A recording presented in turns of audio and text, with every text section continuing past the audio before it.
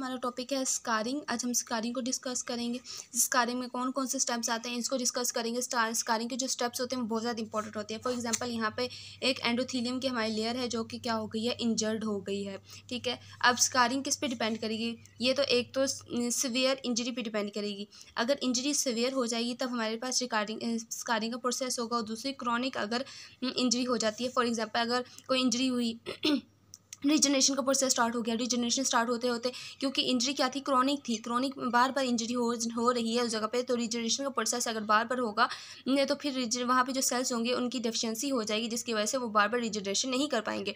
जब रीजनरेशन नहीं होगी तो फिर स्कारिंग का एक प्रोसेस हो जाएगा। अगर क्रॉनिक इन्फ्लेमेशन या फिर क्रॉनिक इंजरी हो जाती है तो वहाँ पर कौन सा प्रोसेस होता है, स्कारिंग का प्रोसेस स्टार्ट हो जाता है। ठीक है, और अगर फॉर एग्जाम्पल अगर यहाँ पर स्कारिंग कहाँ पर होगी, अगर नॉन डिवाइडिंग अगर कोई सेल्स हैं यहाँ पर अगर इंजरी हो जाती है, फॉर एग्जाम्पल हमारे पास जो न्यूरॉन्स हैं या फिर हमारे पास जो किडनी के नेफ्रॉन्स हैं, अगर यहाँ पर कोई इंजरी हो जाती है तो फिर हमारे पास कौन सी होगी, स्कारिंग का प्रोसेस स्टार्ट हो जाएगा। अब हम लोग स्टेप्स देखते हैं स्कारिंग में कौन कौन से स्टेप्स इन्वॉल्व होते हैं।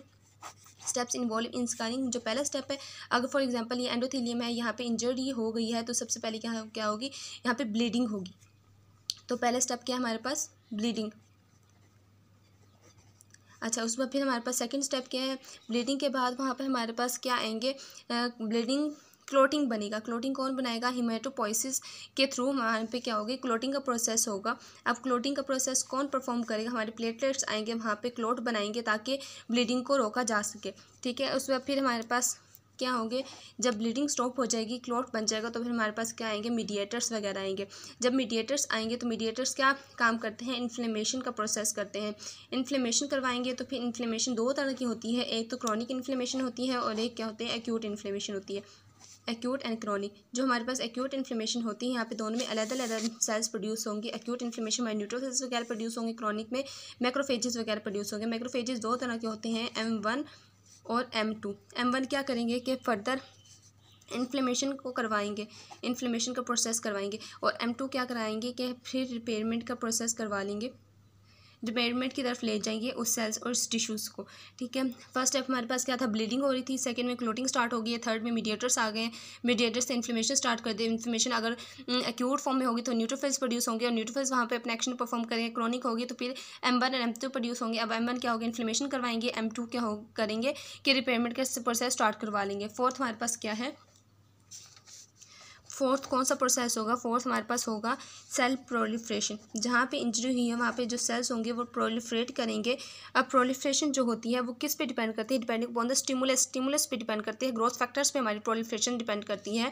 अब प्रोलिफ्रेशन में कौन कौन सेल्स इन्वॉल्व होंगे, 3 टाइप्स ऑफ सेल इन्वॉल्व होते हैं प्रोलिफ्रेशन में, जैसे एपिथेलियल सेल्स इन्वॉल्व होते हैं, एंडोथेलियल सेल्स हमारे पास इन्वॉल्व होते हैं, और साथ फिब्रोब्लास्टिक सेल्स हमारे पास इन्वॉल्व होते हैं किसमें, प्रोलिफ्रेशन में। अब इन सेल्स के अलग अलग फंक्शन है, चलिए इनके फंक्शन एक दफ़ा डिस्कस कर लेते हैं कि इनके क्या क्या फंक्शन है। सबसे पहले हमारे पास एपिथेलियल सेल्स। एपिथेलियल सेल्स क्या क्या फंक्शन परफॉर्म करेंगे, ये फॉर एग्जांपल हमारे पास एक जगह है, यहाँ पर इंजरी हो गई है, तो एपिथेलियल सेल्स इस जगह को जाके क्या करेंगे, इस जगह को कवर कर देंगे। तो एपिथेलियल सेल्स का क्या काम है कि इस जगह को कवर कर देंगे ताकि बाकी और माइक्रोब्स वगैरह ना आए और इंजरी को क्रॉनिक की तरफ ना लेके जाएं। ठीक है, और सेकंड में हमारा क्या है, एंडोथेलियल सेल्स।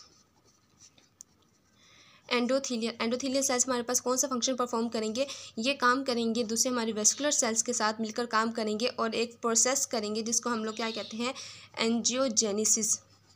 एंजियोजेनेसिस का फिनोमेना स्टार्ट कर देंगे। एंजियोजेनेसिस का फिनोमेना क्या कहते हैं कि ये ब्लड वेसल्स बनाएंगे। फॉर एग्जांपल अगर यहाँ पे इंजरी हुई है तो ये इसके इर्द गिर्द न्यू ब्लड वेसल्स बनाना स्टार्ट कर देंगे। जब न्यू ब्लड वेसल्स बनाना स्टार्ट कर देंगे तो इसमें ब्लड फ्लो ज़्यादा हो जाएगा। जब ब्लड फ्लो ज़्यादा हो जाएगा तो फिर ब्लड के साथ साथ इनको न्यूट्रिएंट्स भी मिलेंगे।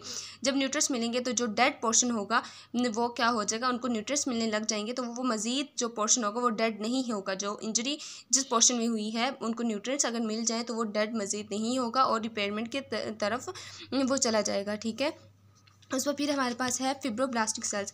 फिब्रोब्लास्टिक सेल्स अब क्या फंक्शन परफॉर्म करते हैं, फिब्रोब्लास्टिक सेल्स ये क्या करेंगे, कोलेजन को लेकर आएंगे और कोलेजन को डिपॉजिट करवाएंगे। फॉर एग्जांपल अगर यहाँ पे इंजरी हुई है तो यहाँ पे कोलेजन को डिपॉजिट करवाएंगे ताकि इंजरी को स्टॉप किया जा सके, स्कारिंग का फॉर्मेशन हो सके। ठीक है, जब कोलेजन आएगा तो क्या करेगा, स्कार की फॉर्मेशन करेगा। अब अगर एक जगह है जहाँ पर अब स्कारिंग भी हो रही है, ठीक है, कोलेजन भी डिपॉजिट हो रहा है, साथ एंजियोजेनेसिस भी बन रही है, न्यू ब्लड वेसल्स भी बन रही हैं, न्यू ब्लड वेसल्स भी बन रही हैं, तो इस जगह को हम क्या कहेंगे, ग्रेनुलेशन टिश्यू कहेंगे। ग्रेनुलेशन टिश्यू का नाम देंगे।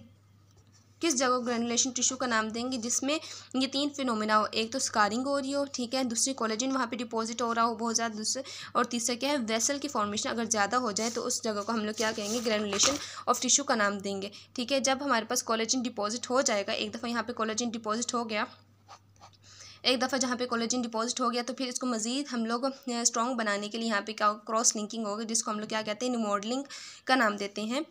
पांचवा हमारे पास क्या स्टेप आएगा, इसमें रिमॉडलिंग हो जाएगी।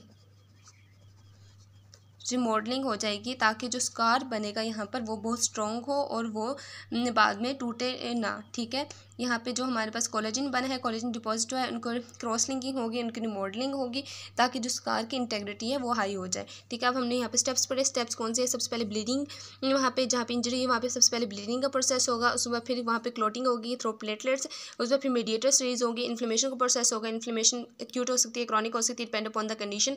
उसके बाद फिर फोर्थ में क्या है, सेल प्रोलिफरेशन हो जाएगी। सेल प्रोलिफरेशन में 3 सेल्स इन्वॉल्व होंगे, epithelial cells, endothelium cell, fibroblastic cells. ठीक है, उसके बाद फिर हमारे पास जो पांचवा क्या प्रोसेस है, पांचवा हमारे पास प्रोसेस है रिमॉडलिंग का, रिमॉडलिंग हो जाएगी। ठीक है, मतलब वहाँ पे जो स्कारिंग बनी है उसको हम लोग स्ट्रॉन्ग बना लेंगे, उसकी इंटेग्रिटी को ज़्यादा कर देंगे ताकि अब वो जगह दोबारा इंजर्ड ना हो। बस यही था हमारे पास स्कारिंग का प्रोसेस, ये हमारे पास इन्फ्लेमेशन का लास्ट टॉपिक था। अब हमारे पास इन्फ्लेमेशन का टॉपिक ख़त्म हो गया है। नेक्स्ट हम लोग नेक्स्ट चैप्टर को स्टार्ट करेंगे इंशाल्लाह। Thank you so much.